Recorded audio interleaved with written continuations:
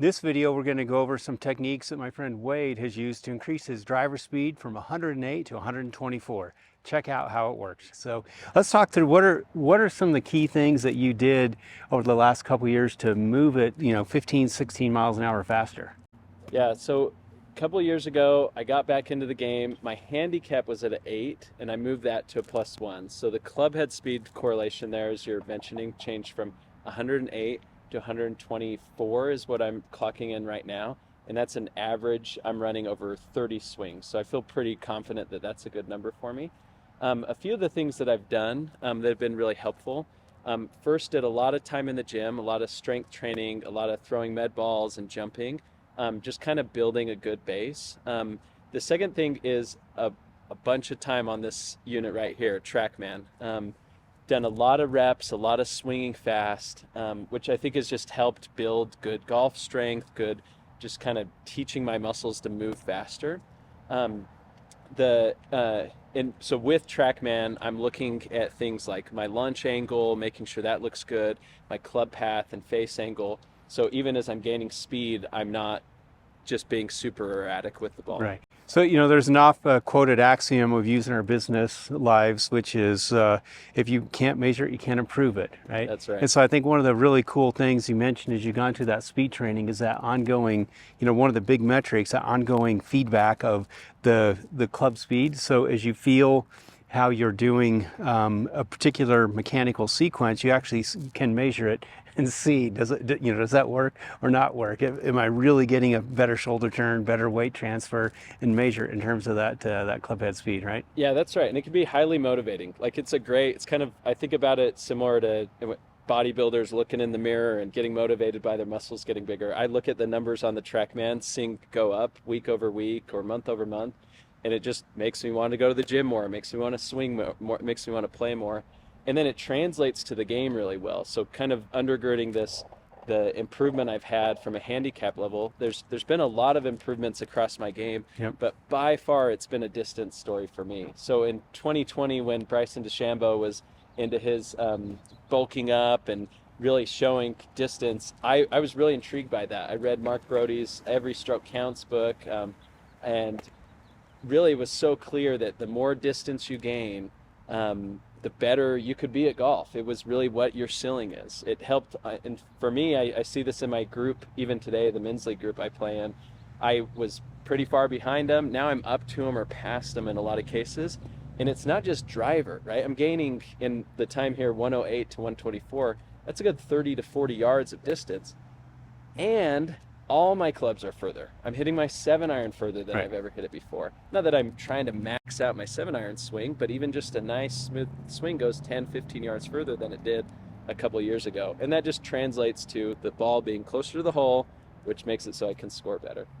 One of the things that was really clear to me in that book, tremendous book, if you haven't read it, Every Stroke Counts.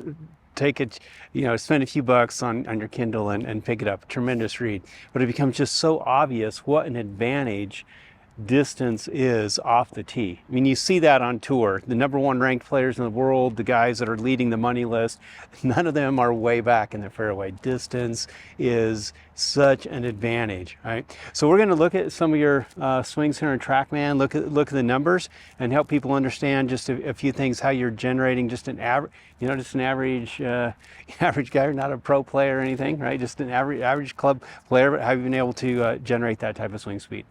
All right, so face-on perspective, tell me just a little bit about what you're visualizing with your setup and your posture. Yeah, good question. So when I'm coming to at least this position, I've already checked my alignment and made sure I'm square to the target. I'm now just trying to get comfortable and kind of feel balanced between my feet. At this point, right before swing, I've probably done a little bit of a swagging back and forth between just to feel comfortable and loose. Then I'm really just launching, and my only thought right now is I'm thinking about hitting kind of the front closest to me portion of the ball, the back portion of the ball, which is a good thought for me to have a good swing into it, and then just making solid contact. So there's no technical thoughts here. It's more just grip it and hit it solid. I'm trying to hit the center of the club face, which is important for me to have good solid contact. Yep. So as we look here, as we go back a few frames here in this swing, you're more than 90 degrees shoulder tilt, or turn, sorry. You're getting probably 100 plus degrees shoulder turn there. You can see how those hands are dropping, right? Not coming out towards the ball, but they're really dropping. And look at that weight transfer from the right side to the left side. And you mentioned you've done a lot of gym work. I think you've done a lot of squats and, Yeah, and lots of jumps, squats. right? So look at that left leg, how it just pushes against the ground, and how that causes that club head to really rapidly go from that position there to that position there. Yep, great job. 122 speed, 330, 329 total. Very athletic, very fluid, and higher than average tour swing speed there. Nice. So one of the things that we see that you do really well is keeping the club at or slightly above the hands and not coming inside. Mm-hmm. Right? Okay, and you can see how you got the shaft even leveled to the ground there. That's nice, and some good hip flex. You can see how much, instead of just standing up, there's a nice drop of that weight right in there, and see the club head's coming pretty much back on that same plane through the hands. Really nice job there. Now look at the extension of the right wrist. Right arm is straightening really quick as it comes through. So we'd love to help you boost your swing speed. We've got a fantastic online swing review program where we can help you with all elements of your game, including getting more distance. It's a 14-day free trial. Click the link in the description below to get started today.